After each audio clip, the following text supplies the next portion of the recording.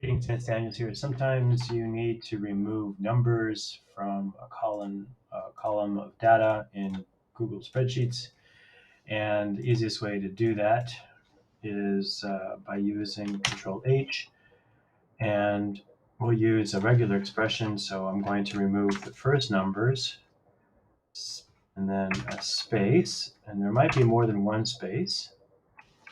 And I need to actually remove the number, so D plus, and then I'm going to remove any spaces afterwards, and I'm going to just leave the text. Now, if I use the regular expression and I click find, you'll see that it's found quite a few, and now I'm going to put in something like replaced, just so you know what's happened.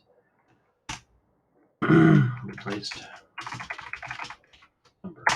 And now replace all, and there it is. You can see that all of the numbers have been replaced with that search text. So here is the search string using the regular expressions, the caret /d plus /s plus.